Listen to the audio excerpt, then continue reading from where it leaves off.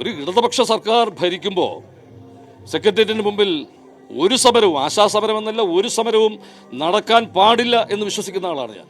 വാർത്ത വരുന്നു, പ്രേംകുമാർ ഇങ്ങനെ ആശാസമരത്തിനെ പരിഹരിക്കണമെന്ന് ആവശ്യപ്പെട്ടുകൊണ്ട് വളരെ ധാർമ്മിക രോഷം പ്രകടിപ്പിച്ചു എന്നൊക്കെ പറഞ്ഞിട്ട്, തീർച്ചയായിട്ടും എനിക്കൊരു ധാർമ്മിക രോഷമുണ്ട്.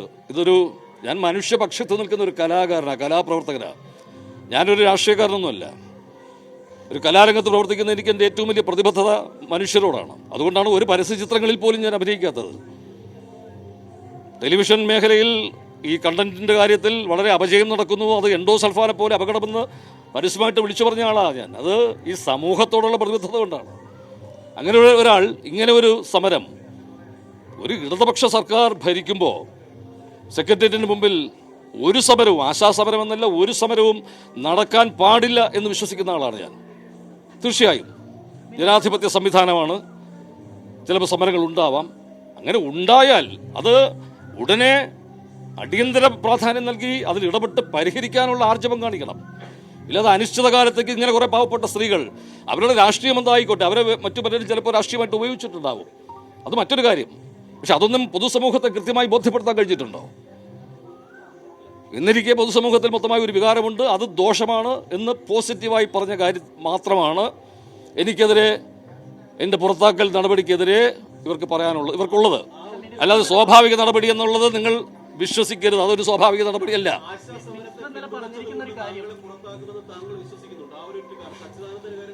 അല്ല, അതുകൊണ്ടാണല്ലോ ഇതിപ്പോൾ ഞാനിത് മറക്കാൻ ശ്രമിച്ചതും മറന്നിരുന്നതുമായ ഒരു കാര്യമാണ്. പക്ഷേ കഴിഞ്ഞ ദിവസങ്ങളിലൊക്കെ ഈ മാധ്യമ സുഹൃത്തുക്കൾ ചോദിച്ചു, ഇങ്ങനെ സാഹിത്യ അക്കാദമി ചെയർമാൻ സ്ഥാനത്ത് ഇരിക്കുന്ന അദ്ദേഹം ഈ ഗവൺമെൻറ്റിനെതിരെ തുടർഭരണം പോലും ഇവിടെ പാടില്ല എന്ന് വളരെ ഗുരുതരമായ ആരോപണം ഉന്നയിച്ചിട്ടും അദ്ദേഹം ഇപ്പോഴും ഈ സ്ഥാനത്ത് തുടരുന്നു. താങ്കളോട് കാണിച്ചത് ഒരു അനീതിയല്ലേ എന്ന് പല സുഹൃത്തുക്കളും ചോദിച്ചപ്പോഴാണ് ഞാനും ഒന്ന് ആലോചിച്ചു. അങ്ങനെയാണ് ഞാനൊരു ഫേസ്ബുക്ക് പോസ്റ്റ് കഴിഞ്ഞ ദിവസം ഞാൻ ഇട്ടത്. അതിനുശേഷമാണ് ഇത് മാധ്യമങ്ങളിലൊക്കെ വാർത്തയായി വന്നത്.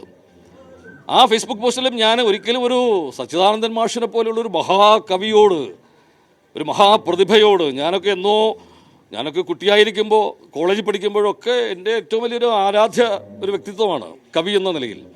ആ മഹാവ്യക്തിത്വത്തോടൊന്നും പ്രേംകുമാർ എന്ന് പറഞ്ഞ ഒരു ചെറിയ മനുഷ്യൻ, ഒരു സാധാരണ ഒരു നടൻ, വെറും ചെറിയ സിനിമയിലൊന്നും അങ്ങനെ ഒരു വലിയ സംഭാവന നൽകിയ, ലോക സിനിമയിലൊന്നും എന്തെങ്കിലും സംഭാവന നൽകിയ മനുഷ്യനൊന്നുമല്ല ഞാൻ.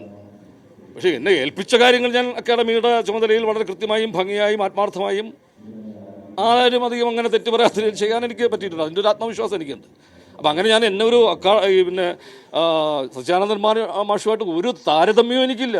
ഞാൻ ഒരു നിസ്സാരനായ ഒരു വ്യക്തിയാണ്. പക്ഷേ എങ്കിലും എൻ്റെ പ്രശ്നം ഇത്രയേ ഉള്ളൂ.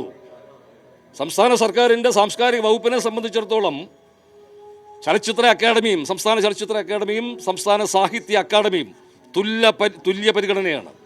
ഒരേപോലുള്ള രണ്ട് സാംസ്കാരിക സ്ഥാപനങ്ങളാണ്. സംഗീത നാടക അക്കാദമി, ഞാനത് പറഞ്ഞു ഒഴിപ്പിക്കട്ടെ. ഈ രണ്ട് സ്ഥാപനങ്ങളിലെ ഔദ്യോഗിക പദവിയിലിരിക്കുന്ന രണ്ട് ചെയർമാൻമാർ, ആ ഒരു ഔദ്യോഗിക പദവി മാത്രമേ താരതമ്യമുള്ളൂ. വ്യക്തിപരമായിട്ട് അദ്ദേഹം എന്നെക്കാൾ എത്രയോ അകലെ ഉയരങ്ങളിലാണ്. ആ രണ്ട് ചെയർമാൻമാരോട്, അത് ഔദ്യോഗിക പദവി മാത്രമാണ്, ആ രണ്ട് പദവികളോട് കാണിച്ച സർക്കാർ അല്ലെങ്കിൽ സാംസ്കാരിക വകുപ്പ് അല്ലെങ്കിൽ അവർ കാണിച്ച അത് ഒരാളോട് കാണിച്ച നീതിയല്ല എന്നോട് കാണിച്ചത്, അതൊരു ഇരട്ട നീതിയാണ് എന്നാണ് കൃത്യമായിട്ട് പറഞ്ഞത്. ആ പദവിയുടെ കാര്യത്തിൽ മാത്രമാണ്, അല്ലാതെ ഞങ്ങൾ തമ്മിലുള്ള ഒരു താരതമ്യവും ഇല്ല.